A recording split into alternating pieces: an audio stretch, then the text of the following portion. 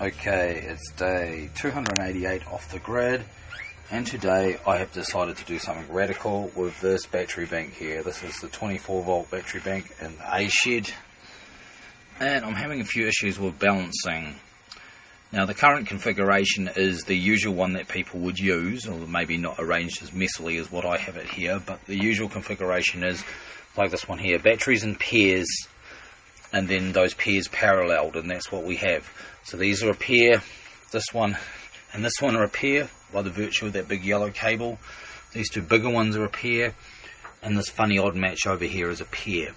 Okay, and all those pairs are parallel. That's the usual way one might hook it up.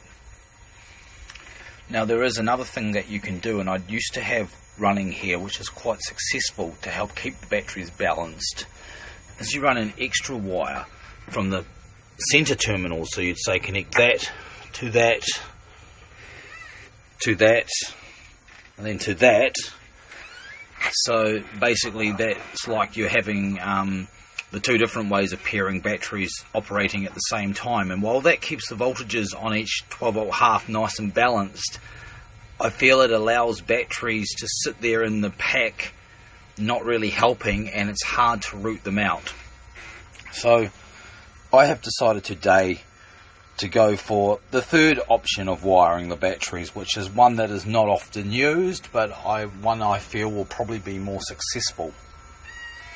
And what that is simply making two 12 volt packs of parallel batteries and then connecting those two 12 volt packs in series to make the 24 volt. So in other words, I'm going to have, well, literally with these ones, I'm going to have this battery, this battery, this battery, and this battery parallel together, 12 volts, and then of course this battery, this battery, this battery, and this battery for the other 12 volt pack, and those will both then be series together. That way I can get more control over each set without having to try and make balancing circuits like this on each individual battery pack, or each individual battery on each pair, which will be the case at the moment.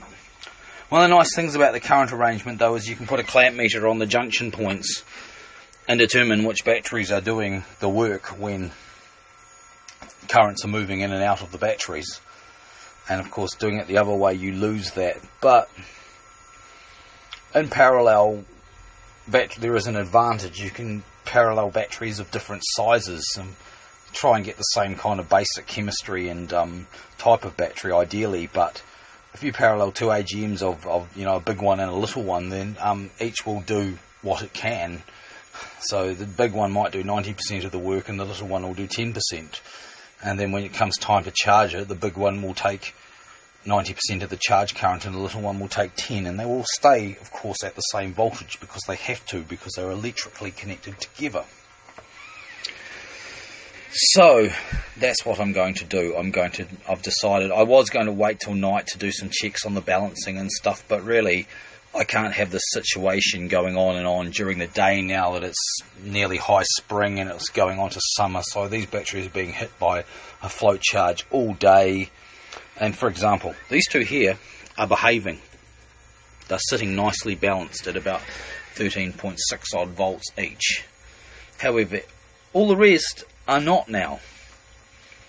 These two here were good yesterday, but now it's like this one's sitting at 14.2 and that one's sitting at 13.2, so that's nearly a volt difference, and it's much the same with this one here and this pair here, and 14.2 is far too high for a gel battery to be sitting. I mean, if I haven't already stuffed them, I mean these are second-hand batteries anyway, then they're being stuffed. So we really need to deal with this. My prototype, as I said in yesterday's post, my prototype basically brute force balancing circuit does actually work really well during the absorption part of the charge. You know, when these batteries are hitting their high, it will stop one battery from going over high and let the other battery catch up. But of course once that voltage falls to the float, it doesn't come into play at all, so it can't help in that situation, and that's the situation that we're dealing with at the moment, and that's the situation I want to do something better with. So we'll see what I do and how it goes. I'm much more enjoying 12 volt setups at the moment, like this here, this 12 volt setup, because with all the batteries in parallel, you just don't get any problems. You just don't get any trouble like this. I guess you could get trouble inter-cell issues with different voltage differences and stuff, but there's nothing I can really do about that. But I'm seeing I've got these, I think these are 70 or 80 amp hours, I forget now, I'd have to watch one of our videos. There's at least 70, possibly 80 amp hour batteries there. I've got 6 of those, and then they're teamed up with this 100 amp hour AGM, and that all in parallel is just as nice as pie. You know, there's no issue with that. It's when you start putting batteries in series, it's really when you start having the issues. So if it's bad enough for 24 volt system, imagine what it's like. Well, I guess some of you guys do know what it's like for 48 volts. I mean, it's fine if you start out with brand new batteries all the same age, but as the batteries age, of course, some of them go bad faster than others, and if you've got a whole lot of batteries in series, that's going to cause quite a few problems. So yeah, and in many ways the most superior hookup is the 12 volt setup, I think, for 6 cell batteries anyway. 2 volt systems of course are nice, because then you can just change out one 2 volt cell that's misbehaving and you can keep them all kind of doing their thing properly. I guess I've never had experience with a 2 volt system because I've never been able to acquire any 2 volt batteries yet.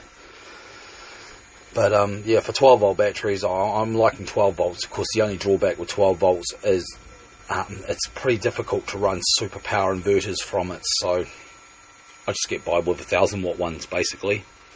That's why I have a few 24 volt setups like this, just to run anything that's over 1000 watts, like this power jack here, 1500 watts, which has been going like a trooper, touch wood, since I got it. Hey, it's been going really well. It's been going really well for a power jack, but yeah. 12 volts does have advantages, but we'll see what we can do with this.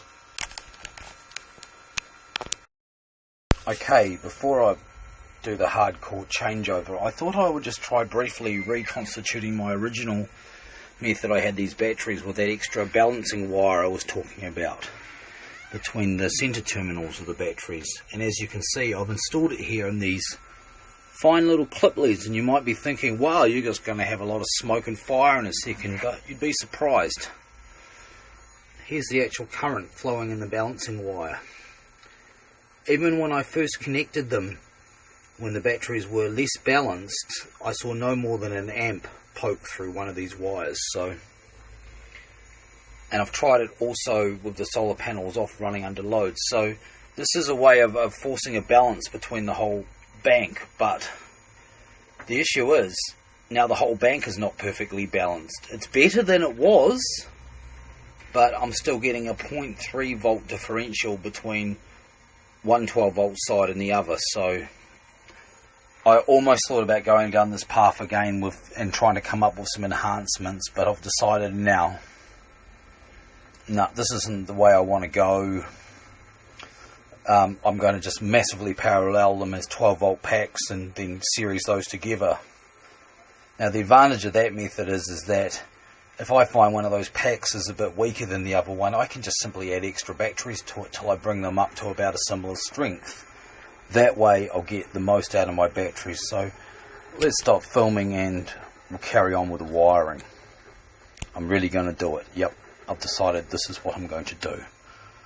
But this balancing method is kind of cool, but the thing I don't like about it, it does allow lazy batteries to hide in the pack, because these balancing wires in that case can carry more current than you'd want. So of course I wouldn't leave clip leads here permanently, because the day that you get a 5 amp or 10 amp current flowing on one of those wires is the day you'll have smoke. So normally you'd make those balancing wires nearly as big as the main patching cables, but you can make them a bit smaller.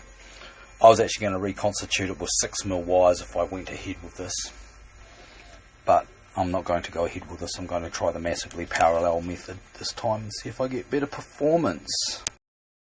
Okay, here's the battery bank now that I've disconnected the existing link wires, and I've kind of laid out approximately where I'm going to run the new cables to connect it up in the new configuration, figuring out what cables to use.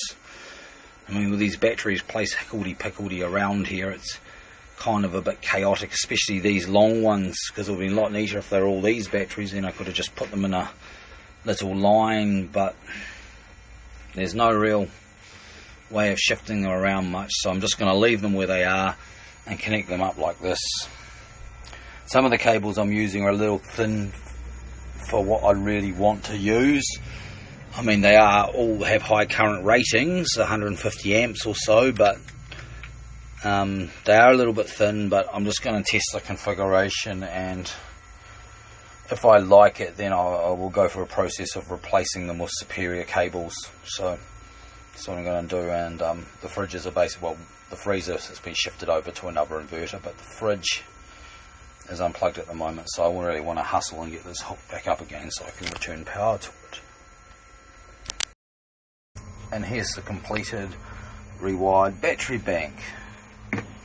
So now it's rewired for 2 packs of 12 volts that are series together. In order to do that, I had to install 4 new wires and remove 2, which were too short for this configuration. So that means there are 2 more interconnecting cables in this configuration than there were in the original. It's a slight, well, it's not really a disadvantage, but it's just one of those things that you have to do when you wire it this way. So basically now we've got the upper pack and the lower pack. So the lower pack starts there and ends here, and the upper pack, you could say, starts over here and ends here. And this wire here is the all-important link wire, which unites the two to make it a 24 volt system. So it's caused a few longer cable runs than I had in the original configuration, so I've added a little bit of extra cable, and some of these cables are a little bit light on for what I really want to go with permanently. Let's see, this one here and this one here and this one here, I will definitely uprate those wires when I've decided this is the way I want to keep it. But for all tests so far, it's looking like this is the way I want to keep it, because these packs have stayed in balance ever since then, so it really seems to be the way to go. Now you may be wondering about this funny little lead here.